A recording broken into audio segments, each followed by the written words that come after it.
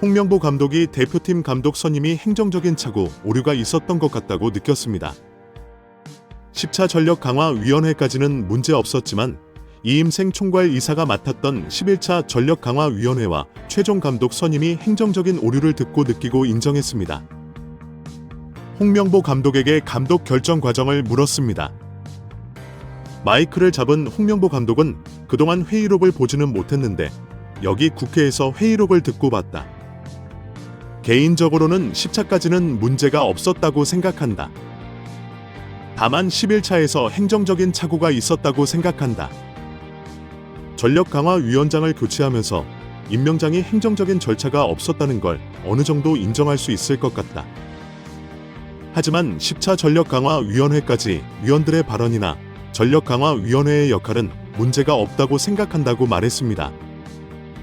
절차적인 문제점은 감독 사임할 생각이 없냐는 질문으로 이어졌는데요. 홍명보 감독은 이 문제를 가지고 감독직을 사임할 생각이 없다.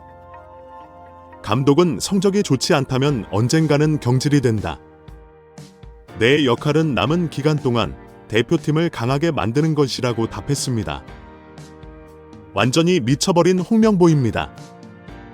절차상의 문제가 있다고 인정했고 그럼에도 불구하고 절차상의 문제가 있어도 자신은 사임할 생각이 없다고 충격 발언을 했습니다. 정말 답이 없는 홍명보입니다. 2005년 8월 22일 홍명보 당시 대한축구협회 이사는 파주 국가대표 트레이닝 센터에서 시작된 캠프의 2급 지도자 강습회에 참가했습니다. 홍명보는 지도자 자격증이 없는 상태였는데요. 지도자를 할 생각이었다면 상급 지도자 자격증부터 따야 했습니다. 상급 지도자 자격증을 따면 유소년 초등학교 축구교실에서 지도자 생활을 할 수 있었습니다. 2급 지도자 자격증을 따려면 상급을 따고 2년이 지나야 했습니다.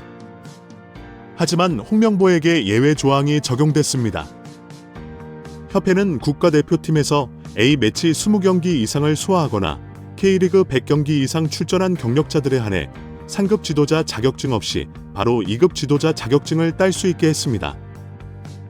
2005년 9월 26일 협회는 딕 아드보카트 한국 축구 대표팀 신인 감독을 보좌할 코치 중 한 명으로 홍명보를 택했습니다. 지도자 자격증이 전무했던 홍명보가 2급 지도자 자격증을 딴 지 3주 만이었습니다. 자격 논란이 불거졌습니다. 2급 지도자 자격증을 보유한 자는 중학교나 고등학교 팀만 지도할 수 있었는데요. 당시 KF의 규정에 따르면 대한축구협회 1급 지도자 자격증이나 아시아 축구연맹 1급 지도자 자격증을 취득한 자만 대표팀 지도자로 일할 수 있었습니다. 협회는 당시 지휘권을 갖지 않는 보조 지도자 역할이기 때문에 홍명보 코치의 1급 자격증 취득 여부는 크게 문제될 것이 없다는 입장이었습니다. 지도자 경력이 없는 홍명보는 국가대표팀 코칭 스태프에 합류한 역사적인 사건이었습니다. 홍명보는 국가대표팀 코치를 맡은 지 1년이 채 지나지 않아 2006 독일 월드컵을 치렀습니다. 홍명보에게 국가대표팀 코치로 지도자 생활을 시작해 월드컵을 경험하는 데까지 필요했던 시간은 단 9개월이었습니다. 누군가는 평생의 꿈이 될 수 있는 월드컵을 경험하는데 홍명보는 속성 자격증 취득부터 돈으로 살 수 없는 월드컵 코치 경험까지 정말 대단합니다. 이후에도 홍명보는 탄탄대로였던 후에도 국가대표팀에 남았는데요.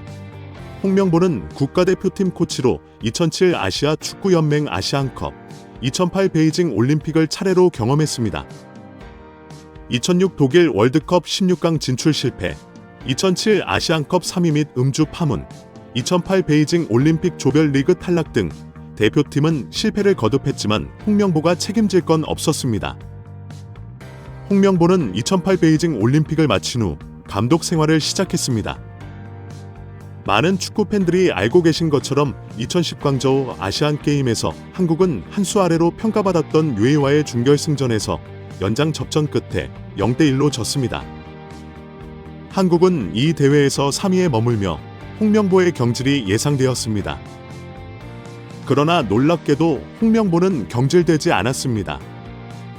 아시안게임은 금메달이 아니면 의미가 없는 게 분명했고 지난 2002년 부산 아시안게임에서 3위를 한 박항서 감독이 경질된 사례가 있기에 명분은 차고도 넘쳤습니다. 그러나 협회는 홍명보를 경질하지 않았습니다. 심지어 2014년 브라질 월드컵에서는 본선 1승도 거두지 못하고 탈락했는데 협회는 재신임을 발표했습니다. 결국 여론의 반발이 점점 커지자 기자회견을 열어 자진 사퇴했습니다.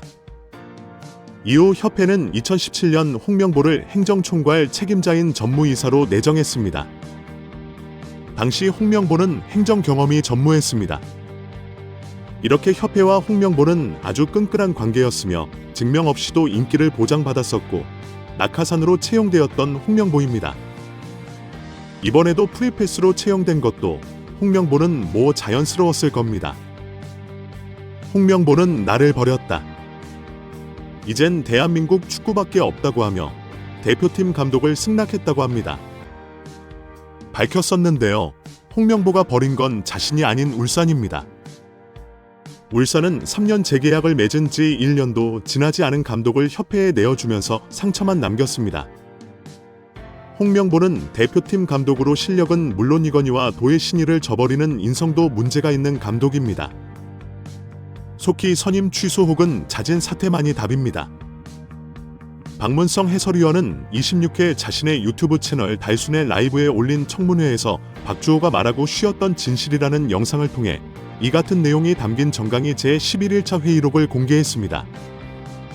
지난 6월 30일 비대면으로 열린 11차 회의 임시회에는 박 전 위원을 포함한 정강 위원 5명이 참석했습니다.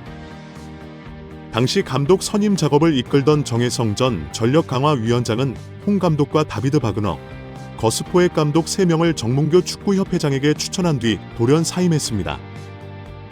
이어 이 기술이사가 감독 선임 과정을 이어받아 이날 회의를 진행했습니다. 회의록에 따르면 이 기술이사는 정 전 위원장이 최종 결정한 후보자 중 2명, 바그너와 추가 심층 면접을 협회 이 기술이사에서 진행하고 면담 후 위원회에 그 내용을 공유해 최종 감독 선임 과정에 참여를 당부드린다고 말했습니다. 이에 한 정강위원은 진행 중인 내용을 투명하게 진행해 나가는 게 맞다고 생각한다면서 그 진행 과정을 투명하게 공유해 주시기를 당부한다는 의견을 내놓았습니다. 또 다른 정강위원은 지금까지 그래왔듯 투명하게 면접을 진행한 것도 다른 위원들과 공유하고 의사결정을 진행한다면 문제 없을 것이라고 밝혔습니다. 정강위는 이날 회의에서 정강위원장이 부재함에 따라 이 기술이사가 설명한 대로 현재까지 진행된 감독 선임 업무를 협회에서 투명한 절차로 후속 작업하는 것을 오늘 참여한 위원들 모두 동의함이라고 결론지었습니다. 회의록 내용을 종합하면 정강 위원들은 이 기술이사가 감독 후보자와 심층 면접을 진행한 뒤 그 내용을 공유하고 감독을 최종 선임하는 과정에 참여하는 것에 동의한 것이라고 박 해설위원은 설명했습니다. 앞서 지난 24일 국회 문화체육관광위원회 현안 질의에서 이 기술이사는 홍 감독을 선임하는 것에 대해 박 전 위원을 비롯한 정강 위원들에게 동의를 받았다며 독단적인 결정이 아니었다고 주장했는데요. 그러나 정강 위원들은 이 기술이사가 감독 선임 과정을 공유하는 것에 동의한 것이지 이 기술이사가 감독을 최종 사임하는 것에 동의한 적이 없다는 것입니다. 박주 전 위원은 지난 7월 자신의 유튜브 채널을 통해 감독 선임 절차의 문제를 포문하는 과정에서 홍 감독이 내정됐다는 소식을 휴대전화로 접하고 놀라는 반응을 보였습니다. 이 역시 이 기술이사가 정강위와의 공유 없이 독단적으로 홍 감독을 내정하는 것을 예상하지 못했기 때문이라고 박 해설위원은 덧붙였습니다. 박 해설위원은 국회 현안 질의에서 정강 위원들이 어디까지 동의했는지를 놓고 위원들에게 질타했었는데 박주호 전 위원이 몇 차례 발언 기회를 얻었지만 21차 회의의 내용을 언급하지 못했다면서 내가 중요한 포인트를 말하지 못했다고 아쉬워했다고 전했습니다. 결국 최종 감독 선임 과정을 공유하는 것에 동의한 것이지 이 기술이사가 감독을 최종 선임하는 것에 동의한 적이 없다는 것입니다. 이마저도 최종 감독 후보는 포획과 박근하였습니다.